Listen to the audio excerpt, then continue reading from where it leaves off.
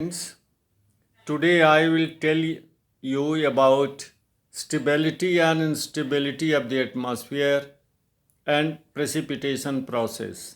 मित्रों, आज हम लोग वायुमंडल की स्थिरता और अस्थिरता तथा वर्षण की प्रक्रिया पर चर्चा करेंगे। ये हम पहले बता दें आपको कि वायु में दो तरह की गतियाँ होती हैं। There are two types of movement and circulation in air. पहली होती है क्षैतिज गति और दूसरी होती है ऊर्ध्व गति, the horizontal circulation movement and vertical movement.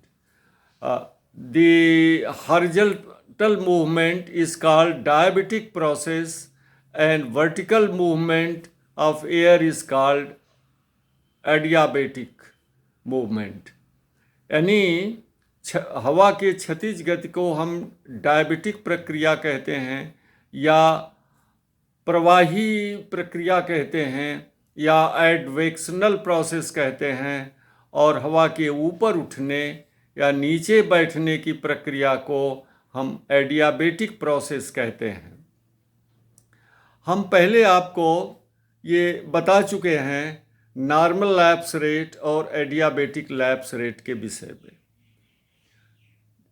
जब कोई भी हवा ऊपर उठती है तो उसका तापमान जो है ड्राई एडियाबेटिक रेट के अनुसार 1000 मीटर ऊपर जाने पर 10 डिग्री सेंटीग्रेड की रफ्तार से कम हो जाता है, जिसे ड्राई एडियाबेटिक रेट कहते हैं।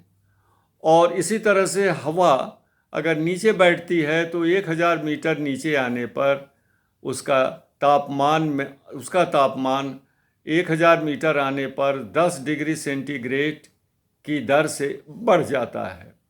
और दूसरा होता है मॉइस्ट एडियाबेटिक रेट, जिसमें ऊपर उठती हुई हवा का तापमान 1000 मीटर ऊपर जाने पर 5 डिग्री सेंटीग्रेड की दर से कम होता है। हम आपको ये भी स्पष्ट कर दें कि नॉर्मल लैप्स रेट स्थिर नहीं होता है, क्योंकि ये औसत मान होता है, ये बदलता रहता है मौसम के अनुसार, ऋतु के अनुसार, अक्षांशों के अनुसार, ऊंचाई के अनुसार इसमें परिवर्तन होता रहता है। I may tell you that the normal lapse rate is the average, it is not static, it changes with season, with latitude, with altitude and so on. अब वायुमंडल की स्थिरता और अस्थिरता निर्भर करती है नॉर्मल लैप्स रेट और एडियाबेटिक रेट के बीच संबंधों पर। जब normal lapse rate adiabatic rate से अधिक होता है तो वायु में स्थिरता उत्पन्न हो जाती है, और जब normal lapse rate adiabatic rate से कम होता है तो वायुमंडल में अस्थिरता उत्पन्न होती है। आइए हम एक उदाहरण से समझते हैं। एक निश्चित आयतन और तापमान वाली हवा का धरातल पर तापमान मान लीजिए 40 डिग्री सेंटीग्रेड है। Normal lapse rate 6.5 degree centigrade है पर 1000 मीटर। अब वो हवा ऊपर उठती है तो 1000 मीटर ऊपर जाने पर उसका तापमान हो जाएगा 40 - 10 = 30 डिग्री सेंटीग्रेड, जबकि वहाँ पर अगल बगल की हवा का तापमान नॉर्मल लैप्स रेट के अनुसार होगा 40 - 6.5 डिग्री = 33.5 डिग्री सेल्सियस। यानी ऊपर पहुंची हवा का तापमान है 30 डिग्री, जबकि उसके आसपास का तापमान है 33.5 डिग्री। इसका मतलब हवा जो है वो ठंडी हो गई है। हवा ठंडी है क्योंकि उसका तापमान आसपास की हवा से कम है, इसलिए वो हवा नीचे उतरेगी। भारी होने के कारण वायुमंडल में स्थिरता उत्पन्न हो जाएगी। अब दूसरा उदाहरण लेते हैं। एक निश्चित आयतन वाली और तापमान वाली वायु का धरातल पर तापमान है 40 डिग्री सेंटीग्रेड और नॉर्मल लैप्स रेट है 11 डिग्री सेंटीग्रेड। 1000 मीटर ऊपर जाने पर वायु का तापमान ड्राई एडियाबेटिक रेट के अनुसार होगा 40 - 10 30 डिग्री सेंटीग्रेड, जबकि वहाँ पर normal lapse rate 11 degree centigrade है। तो आसपास की हवा का तापमान होगा 40 - 11 = 29 डिग्री सेंटीग्रेड। इसका मतलब ऊपर उठती हवा का तापमान आसपास की हवा से ज़्यादा है, इसलिए हवा और ऊपर उठेगी और अस्थिरता उत्पन्न हो जाएगी। इसे एटमॉस्फेरिक इनस्टेबिलिटी कहते हैं। अब हम आते हैं वर्षण की प्रक्रिया पर। Now we come on the process of precipitation. Precipitation कई रूपों में होता है, जैसे तरल रूप में अर्थात ओस, फुहार, जल वर्षा, या ठोस रूप में हो सकती है, जैसे पाला पड़ना, स्लीट, ओलावृष्टि या हिमपात। अब ये निर्भर करता है कि the temperature at which condensation level is reached. If the condensation or dew point is reached before freezing point, then it becomes in a liquid form, like rainfall and so on. And if the condensation is attained above freezing point, then the precipitation occurs in a solid form, like snowfall and so on. अब वर्षण की प्रक्रिया पर आते हैं। किसी भी निश्चित तापमान और आयतन वाली हवा में नमी धारण करने की एक अधिकतम क्षमता होती है, जिसे हम कहते हैं नमी धारण करने की क्षमता। There is a maximum capacity of retaining moisture in a particular parcel of air of a particular volume at particular temperature. This capacity is called moisture retaining capacity.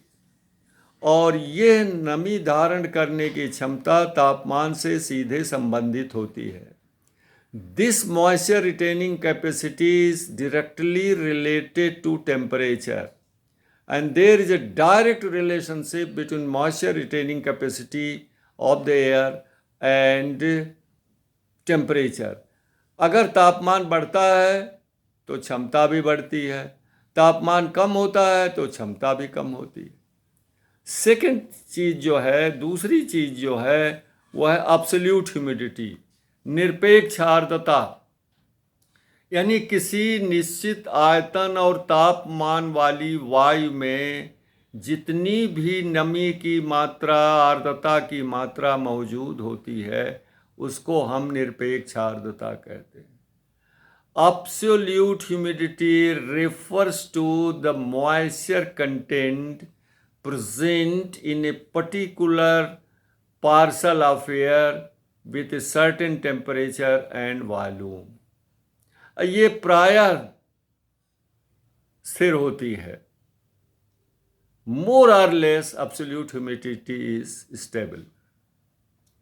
अब निरपेक्ष आर्द्रता और नमी धारण करने की क्षमता के बीच में जो संबंध होता है, अनुपात होता है, उसको हम रिलेटिव ह्यूमिडिटी कहते हैं। Relative humidity refers to ratio between moisture retaining capacity and absolute humidity there in, और इसको हम कैलकुलेट करते हैं absolute humidity upon moisture retaining capacity into 100।